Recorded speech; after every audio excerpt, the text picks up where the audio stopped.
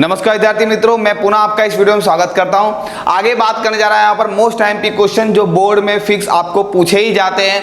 वह क्वेश्चन है कि संख्या रेखा पर वर्गमूल में 9.3 कैसे निरूपित करें। तो इसके लिए आप देखेंगे यहाँ पर कि मैं कुछ चरण की चर्चा करूंगा और उसके पश्चात आपको यहाँ पर उस चरण के साथ और यहाँ पर मैं आपको आकृति बनाकर समझाऊंगा। तो आइए सबसे पहले बात करते हैं यहाँ पर कि संख्या रेखा पर वर्गमूल में 9.3 को निरूपित करें। तो उससे संबंधित कुछ चरण हैं। सबसे पहले यहां बात करने जा रहा हूं रेखाखंड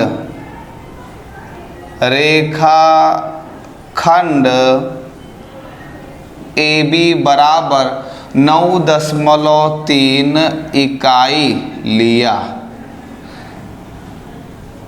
तो 9.3 इकाई लिया, तब उससे संबंधित मैं यहाँ पर आकृति जो है बना रहा हूँ। ठीक है, सबसे पहले मैंने एक रेखाखंड खींचा और यहाँ पर रेखाखंड में A और यहाँ पर B। आप माप पट्टी की सहायता से, फुल पट्टी की सहायता से पेंसिल के द्वारा AB बराबर कितना लेंगे यहाँ पर माप। तो AB बराबर हमने माप लिया 9.3 इकाई और इस तरह से इसे यहाँ पर दर्शा दिया। ठीक है, तो ये पहला हो गया। आगे बात करता हूं नंबर 2 में ध्यान देना यहाँ पर बिंदु B पर, या फिर ऐसा कर सकते हैं AB में बिंदु B से, AB में बिंदु B का यहाँ से B से आगे की ओर बढ़ाने पर बिंदु C तक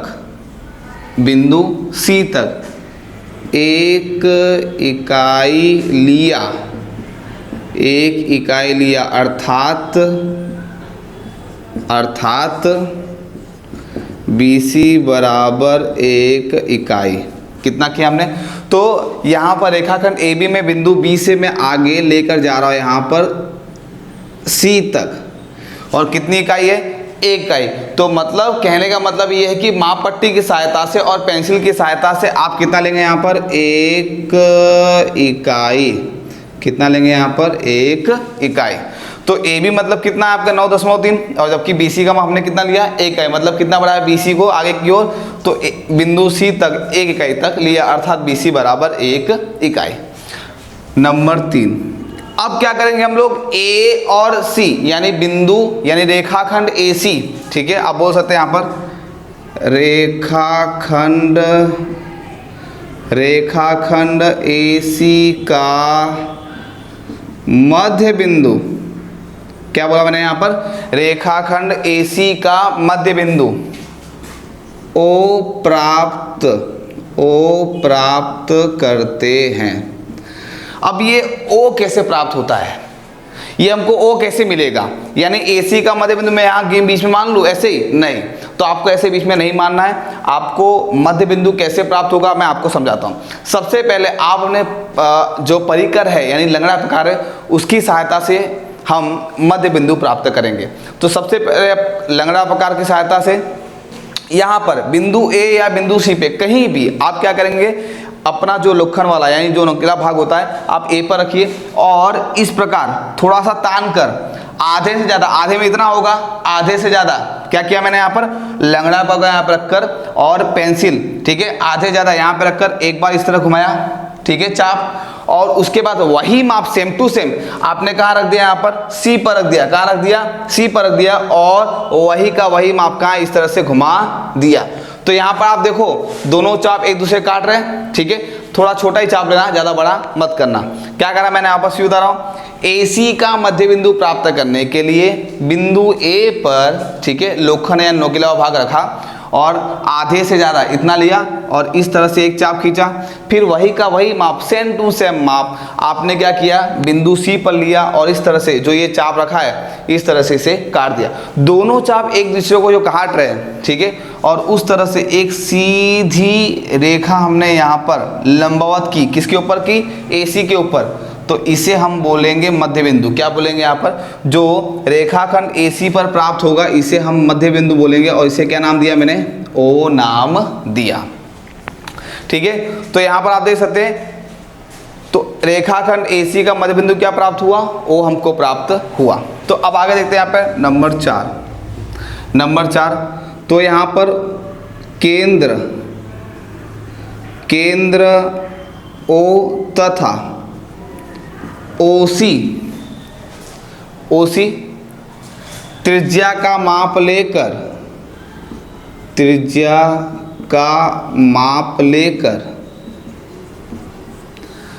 ठीक है, OC त्रिज्या का माप लेकर एक अर्धवृत्त खींचा। कैसे खींचा? आप देख सकते हैं यहाँ पर मध्य बिंदु का माप, कहने का मतलब ये है कि एकदम सेंटर में है, तो O से लेके A तक और O से लेकर C तक का माप क्या होगा? समान होगा, क्योंकि क्या है, AC के बीच जो मध्य बिंदु है वो एकदम मध्य में बीचों बीच है, तो यहाँ से OC तक का और OA से लेकर A तक का माप क्या है? समान है। अब बात की यहाँ पर केंद्र O तथा OC त्रिज्या लेकर, आप चाहो तो OC त्रिज्या ले सकते हो या फिर OA त्रिज्या ले सकते हो। एक अर्धवृत्त खींचा, तो अर्धवृत्त कैसे खींचेंगे? तो आप देखना, आपके पास लगना प्रकार है ही है, ठीक है। तो अब लोखंड वाला जो भाग है किस पर रखोगे? केंद्र O पर, और उसके पेंसिल कहाँ रखोगे? C पर, ठीक है। क्या किया मैं? तो लोखंड वाला भाग कहाँ रखोगे? O पर, और पेंसिल वाला भाग कहाँ रखेंगे? C पर, और उसके पश्चात इस तरह से C से घुमाते घुमाते हम कहाँ पे आ जाएंगे? यहाँ पर A पर। कहाँ पे आ जाएंगे? A पर। तो इस प्रकार से आपका पूरा आधा, ठीक है, जो आधे वृत्त की बात करता हूँ, मतलब ये पूरा वृत्त होता है, ठीक है, बीच में से काट दिया तो क्या हो गया? आपका आधा वृत्त हो गया। तो हमने क्या तैयार कर दिया? अर्धवृत्त। अब कुछ बच्चों के मन में कन्फ्यूजन, बोले सर जी ये इसके अंदर आ रहा है आपका, मेरा बाहर जा रहा है, तो उससे कोई लेन देन नहीं है। चाप अंदर हो या बाहर हो, उससे कोई लेन देन होना नहीं चाहिए। आगे बात करने में जा रहा हूँ यहाँ पर। अब हमने ये एक क्या कर दिया? अर्धवृत्त खींचा। उसके पश्चात क्या करना है? नंबर 5, चरण नंबर 5। अब बिंदु B पर ध्यान समझना, बिंदु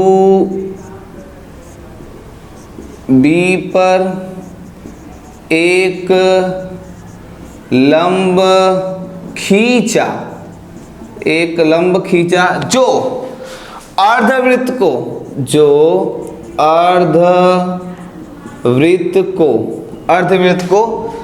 D बिंदु पर, अर्धवृत्त को बिंदु D पर काटता है। कैसे किया? ध्यान समझना यहाँ पर। तो यहाँ पर आप ध्यान देना, मैंने क्या किया है? बिंदु B है, क्या एक सीधा लंब खींचा, तो इस तरह से मैंने एक सीधा सा लंब खींचा, ठीक है। फुल पट्टी और पेंसिल की सहायता से आपको एक सीधा लंब खींच देना है, और लंब खींचने के पश्चात, ठीक है, आपके पास देखना एक इस प्रकार से फुल पट्टी होगी, ठीक है। तो आप चाहो तो यहाँ पर रख के सीधा आप लंब खींच सकते हो। तो मैंने क्या कर दिया? ये लंब खींचा, और लंब खींचने के बाद आप देख सकते हैं जो ये आधा वृत्त है यानी अर्धवृत्त है, और ये जो लंबवत है जिस बिंदु को काट रहा है उसका नाम हमने क्या दिया? यहाँ पर D नाम दिया। वापस देखना क्या किया मैंने यहाँ पर? बिंदु B पर एक लंब खींचा जो अर्धवृत्त को बिंदु D पर क्या करता है? काटता है। तो D पर काटता है, तो यहाँ पर BD बराबर जो माप होगा उस माप को हम कहेंगे वर्गमूल के अंदर 9.3। क्या कहेंगे इसको? तो वर्गमूल के अंदर 9.3 कहेंगे। अब आगे हम बात करने जा रहे हैं यहाँ पर चरण नंबर 6 की। तो यहाँ पर ध्यान देना, क्या लिख रहा हूँ? माना कि बिंदु O को हम शून्य से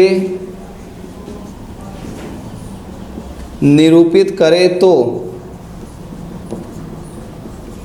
किससे निरूपित कर रहे हैं? शून्य से निरूपित करें तो यहाँ पर ध्यान देना, मैं क्या कर रहा हूँ? बिंदु O को किससे निरूपित कर रहा हूँ? यहाँ पर शून्य से निरूपित कर रहा हूँ, ठीक है। तो शून्य से कर रहा हूँ, सिर्फ कोष्ठक में लिख दे रहा हूँ, और यहाँ पर क्या है? तो OB बराबर क्या है? यहाँ पर OB बराबर, या फिर आप बोल सकते हैं यहाँ पर बी डी बराबर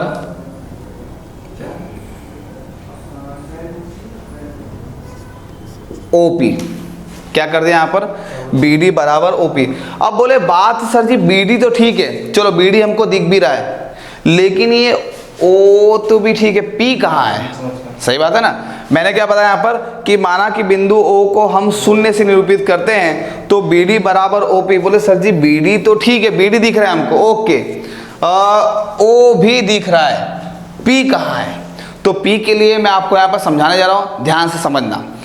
सबसे पहली बात, हमें संख्या रेखा पर, पहले ही आपको बोला है कि संख्या रेखा पर आपको वर्गमूल में 9.3 चाहिए, लेकिन मैंने जब बनाया तो लंब BD पर हमको 9.3 वर्गमूल के अंदर मिल रहा है, मतलब अभी भी उत्तर कहीं ना कहीं अधूरा है। तो इसे पूरा करने के लिए बात को बारीकी समझना। तो संख्या रेखा को थोड़ा से मैं आगे बढ़ा रहा हूं यहाँ पर, ओके बढ़ा रहा हूं। अब उसके बाद मैं क्या कर रहा हूं यहाँ पर, तो BD का माप ले रहा हूं। तो BD का मतलब यहाँ पे क्या करूंगा, लोखंड यहाँ रखूंगा, ध्यान समझना, लोखंड यहाँ रखा और उसके बाद इसको तान कर लगने प्रकार को पेंसिल यहाँ ला दे, और पेंसिल यहाँ पे लाने के बाद इस तरह से एक चाप जो है आप किस पे रख दिए, संख्या रेखा पर, जो नीचेला भाग है इसे हम क्या कहते हैं, संख्या रेखा। वापस बता रहा हूँ, BD पे मैंने क्या किया, लोखंड रखा और लंगड़ा प्रकार को इस प्रकार से तान दिया और पेंसिल कहाँ गई, D पर, और इस प्रकार से एक चाप जो है वो मैंने किस पे रख दिया, यहाँ पर संख्या रेखा पर, और इसका नाम क्या दिया है, P। ध्यान देना यहाँ पर जो P नाम दिया, मतलब ये जो माप है, ये जो माप है यही माप ये भी है, क्योंकि इसी का माप B पे हमने D तक ले गए और यही चाप खींचा, मतलब ये जो माप है यही माप है, मतलब इसी का माप किस पे आ गया, बिंदु P पे। तो बिंदु जो P हमारा है वही क्या है, वर्गमूल में 9.3 है। तो हम कह सकते हैं यहाँ पर, तो P ही संख्या रेखा पर वर्गमूल 9.3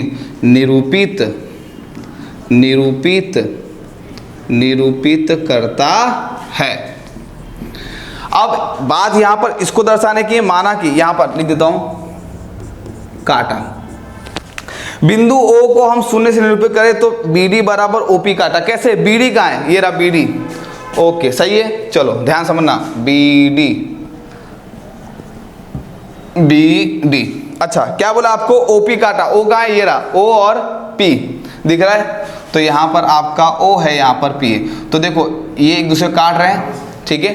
तो इस प्रकार से क्या होता है, यहाँ पर आप देख सकते हो कि हमने ये मोस्ट टाइम क्वेश्चन बड़ी सरलता पूर्वक आसानी से चरण को देखते हुए और समझते हुए इसे यहाँ पे हम हल करते हैं। तो दोस्तों आप यहाँ पर इसको अच्छी तरह समझेंगे और समझकर और गहन अध्ययन करके इससे संबंधित और एक्स्ट्रा सवाल, जैसे वर्गमूल में 2.5 हो, 3.5 हो, और आगे के ऐसे सवाल आप खुद स्वयं हल कर सकते हैं। तो आज के लिए हम इतना देखते हैं।